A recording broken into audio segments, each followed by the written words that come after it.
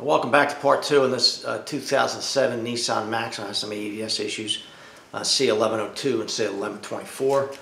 I've got the bolt replaced in the rear left wheel that was broken off in the knuckle that holds the wheel speed sensor in place, and that is now working correctly. I looked at that in the scanner and it did fix that issue.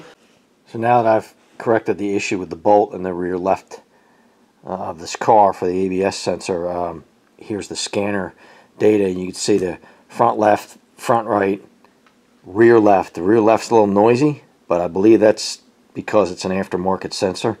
And you can see the rear right is completely dead. It's got no response at all, so we're going to take a look at that next and see what's going on with that. There's always aftermarket versus OEM and big debates about that. And in this case, I would say you have to go OEM with these sensors. You can get aftermarket, but they do tend to cause problems, and there is a significant difference in cost. If you don't want to have issues with stuff like this, sensors, things like that, you got to go OEM. You're just not going to have a problem. So we're going to take a look at the right rear ABS sensor, as it's not reporting at all, and we're going to see what we can figure out and see what's going on, see if we have a problem with that sensor as well, or if it's a wiring issue. We're going to figure that out and determine what to do. So I have the rear of the car up on jack stands, both wheels off the ground, and this is a graph. This is actually a scope on back probe right at the sensor, looking at the left rear sensor as I manually spin the wheel, and you can see the square wave that's generated. So this sensor is actually responding as it should.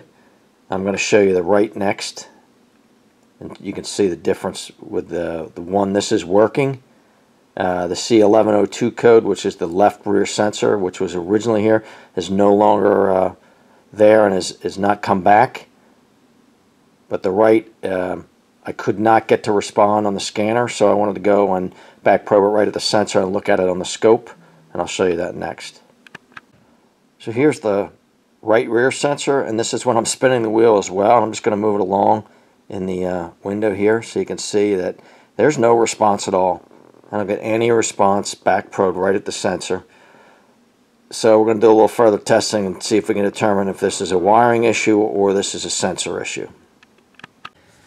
I've got the key on it, engine off.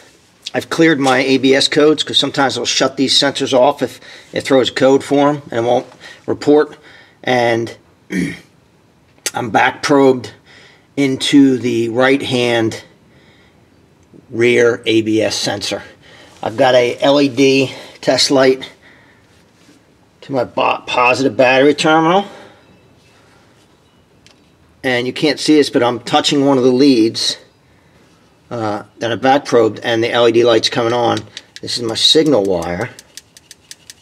You can't really see this, but I'm tapping it, trying to induce a signal into the circuit. The right hand one is actually on the left side of the screen, and I'm getting nothing. I'm going to unplug the sensor and do the same thing. What I'm trying to do is verify the wiring, make sure I don't have a problem with the wiring up to the controller for the ABS module. So you hear the ABS kick on there because I just disconnected the sensor, but the sensor's disconnected now. And you can see now I'm tapping and kind of generating a signal to the ABS computer, and you can see it responding. So the wiring's actually good. So the sensor's bad. At a minimum, the sensor's bad. I don't know about the hub. I really have no way to tell it. The hub could be bad as well, but I'm getting nothing out of the sensor at all. When I manually spin the wheel and look at it on the scope, it does not respond at all. But you can see it's actually receiving the signal when I'm generating the signal by tapping on the signal wire, the back probe to the signal wire. I'll see if I can. I don't know if I can show you this. You should be able to see this light up. Yeah, you see the light, the LED. I tap it. I'm just tapping it and generating a signal. And you can see on the left-hand side, that's actually the right rear sensor is actually responding, which means the signal. I'm hooked to the actual data link connector, and this is the actual scanner, not a scope. So it's making it to the computer, and the computer sees the signal, so the wiring's okay. So I have a bad sensor in the back. Well, that's it for part two on the 2007 Nissan Maxima. the rear sensor on the right passenger side is bad. I showed that in some of the testing I did. Left side is working. It's a little noisy, but I think that's because it's an aftermarket wheel sensor. I don't know if he's going to replace that sensor. What I do realize is that I've driven the car for about an hour now, tried to get it into fail-safe mode again, and I cannot get it into fail-safe mode. That's a good thing, actually. So I don't think the actuator C1124 code is was throwing it into fail-safe mode. I think both of the rear sensors were not reporting. The left had an open, and the right was not reporting at all, and I think that's what sent it into fail-safe mode. Can't say for sure, but I have not been able to get it back into fail-safe mode.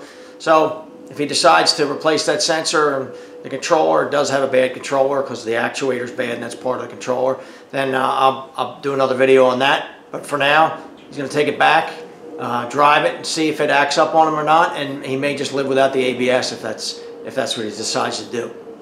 If you have this problem with your car, I hope it helps you out. If you like the video, subscribe below. Thanks for watching.